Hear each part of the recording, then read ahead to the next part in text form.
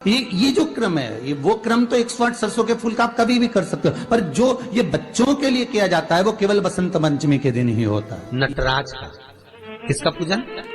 नटराज का। क्योंकि वीणा देवी को, सरस्वती को भी अगर कोई स्वर प्रदान करता है, माता सरस्वती को यदि कोई नृत्य प्रदान कर रहा है, माता सरस्वती को यदि कोई वीणा में स्वर प्रदान कर रहा है, माता वीणा वादनी को अगर कोई वीणा सिखा रहा है, माता सरस्वती को नृत्यांगना सिखा रहे हैं, तो वो नटराज भगवान शिव सिखा रहे हैं। शंकर, दुनिया के लोग माता सरस्वती को पकड़ते हैं और सरस्वती शिव नटराज।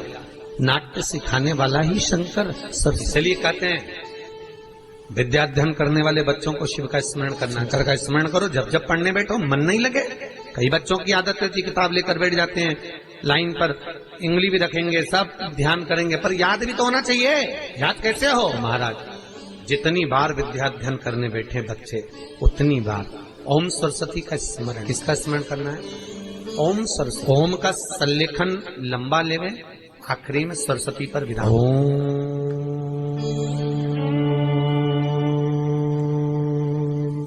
सरस्वते नमः। ओम सरस्वती का स्मरण करिए।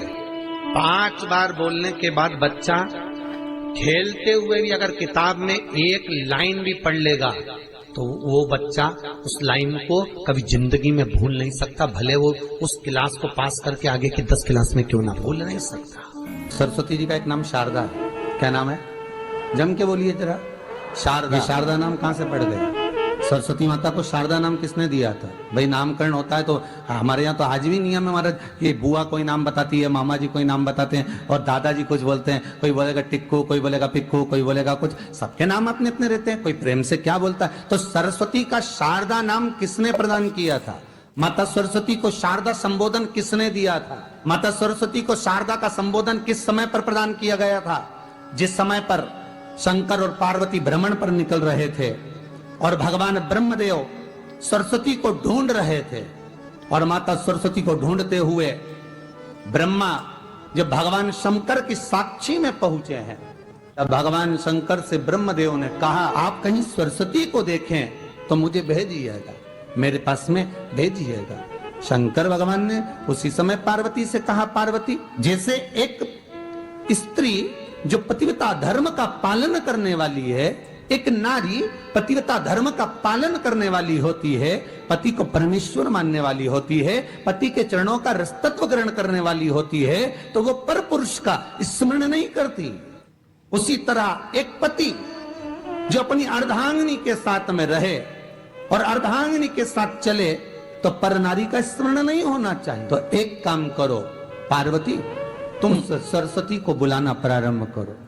अब पार्वती जी ने कहा सरस्वती तो मेरी बहन जैसी है, सरस्वती तो मेरी सखी जैसी है, अब मैं उसको अगर बुलाऊं, आवाज दूं, अच्छा नहीं लगेगा। तो माता पार्वती जब ढूंढते ढूंढते ढूंढते ढूंढते शंकर भगवान के साथ में भ्रमण करती करती पहुंची, तो क्या देखती है माता पार्वती कि एक सरोवर के पास में माता सरस्वती बैठकर सरोवर में अपना मुखाग्रविंद देख रही थी। श्वेत वस्त्र था मेरा माँ का और बड़ी सुंदर गले में माला पहन रखी थी माता सरस्वती ने, और एक सरोवर में माता सरस्वती अपने मुख को जब निहार रही हैं, उस दर्पण के भाव में अपने प्रतिबिंब को देख रही हैं, तब उस समय पर माता पार्वती ने कहा, शारदा, सरस्वती को लगा कि मेरा संबोधन ये किसने कहा। पलट कर देखा, सरस्वती ने कहा, पार्वती तुम? हाँ, मैंने तेरा जो दर्पण में प्रतिबिंब देखा है, तेरा स्वरूप देखा, पर तू इतनी सुंदर है, इतनी सुंदर है, पर तेरा जल में जो स्वरूप देखा ना वो नीला दिखाई दिया, थोड़ा सा श्याम दिखाई दिया, इसलिए मैंने तुझे शारदा कह दिया। आज भी हमारे मध्य प्रदेश के कटनी और सतना के बीच में मैहर में आज भी शारदा भवानी विराजमान है। धार जिले में जाएंगे तो बाग क्षेत्र में माँ बागेश्वरी, माँ शारदा आज भी विराजमान। कहा, सरस्वती जी पूछी, पार्वती तुमने मेरे को शारदा क्यों कहा? क्योंकि तेरा जो प्रतिबिंब था वो श्याम नजर आ रहा था मुझे, उस प्रतिबिंब को देखकर मैंने तुझे शारदा का संबोधन दिया।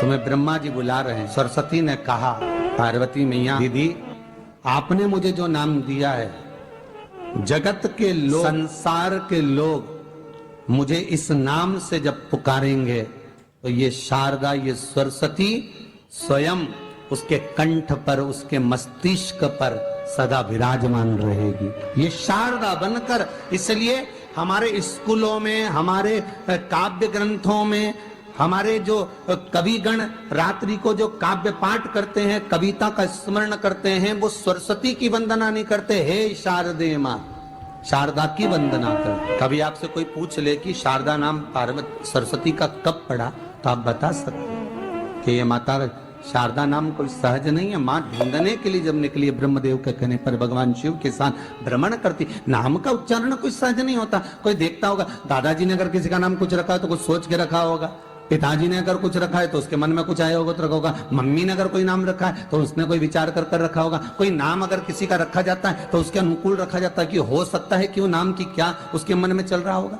तो शारदा का संबोधन कोई सहज नहीं है। माता सरस्वती का एक नाम शारदा हुआ, इसलिए संबोधन में सरस्वती कम शारदे माँ ज्यादा बोला जाता है। आप काव्य पाठ कर लो, नाम जाप कर लो, स्मरण कर लो। हम बच्चों से कहना चाहेंगे, छोटे छोटे बच्चों से, आप माता सरस्वती की आराधना करा करो। मेरे बच्चों से निवेदन है, कभी जिंदगी में अगर मौका मिल जाए और सरसों के फूल यदि आपके जीवन में आपको कहीं से प्राप्त हो जाए, सरसों के फूल जानते हो ना, पीला कलर का होता है सरसों का, आप प्रयास करो। सरसों का फूल जिस दिन माता सरस्वती का, मेरी बागेश्वरी का जिस दिन प्रागट्य उत्सव हो बसंत पंचमी का, उस समय पर माता सरस्वती का स्मरण कर कर वो सरसों का फूल आप देव अधिदेव महादेव को चढ़ाइए। जैसे माता सरस्वती को ज्ञान दिया था, वैसा मेरा महादेव आपको भी ज्ञान दे। सरसों का फूल आप देव अधिदेव। कई जगह पर आम के जो झूमर होते हैं वो, कई जगह पर सरसों का फूल वैसे शिव महापुराण के अनुसार अगर अपन देखें तो बड़े रोग में भी कार्य, को कैंसर जैसा रोग हो जाता है या किडनी लीवर जिसका डैमेज हो जाता है, इसके लिए हमने पहले भी कथाओं में वर्णन किया है। बसंत पंचमी का दिन, महाराज सरस्वती का दिन, जिस दिन जो बच्चा पढ़ने में कमजोर होता है उसके हाथ से बसंत पंचमी के दिन सरसों के 31 फूल शंकर जी को चढ़ा दिए जाते हैं तो बच्चा पढ़ने में अव्वल निकल जाता है।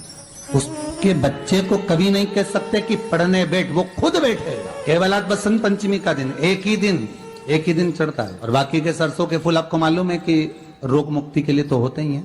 ये तो आपको पहले भी वर्णन किया महाराज कि जब कोई एकदम रोग आ जाए और डॉक्टर एकदम बोल दे कि ये रोग भारी आ गया है और इसकी जांचें जाएंगी और फिर ये कुछ भी हो सकता है, तो क्या करा जाता था कि 108 सरसों के फूल लाकर तुरंत शंकर भगवान को चढ़ाए जाते थे महाराज। तो चढ़ाने के बाद में रिपोर्ट अच्छी आती है। ऐसा नियम है। कहीं ठेका, कोई ठेकेदारी करते हैं ना, जो ठेका भरते हैं कि भाई मेरा टेंडर आना चाहिए, मेरा ये काम होना चाहिए, मेरी मल्टी बनना चाहिए, या मेरा ये काम के लिए जा रहा हूं, ये काम फतेह होना चाहिए, उसके सबके हाथ पैर जोड़ने से अच्छा है एक काम करो, बस 108 सरसों के फूल उठाओ, शंकर जी का उद्धतेश्वर महादेव का नाम लिखो और छोड़ दो, शिव जी के ऊपर एक एक कर कर चढ़ा दो, वो ठेका तुम्हें ही मिले, वो काम तुम्हारे पास ही है। बस केवल उद्धतेश्वर मां, अर्थात ये जो क्रम है, ये वो क्रम तो 108 सरसों के फूल का आप कभी भी कर सकते हो, पर जो ये बच्चों के लिए किया जाता है वो केवल बसंत पंचमी के दिन ही होता है।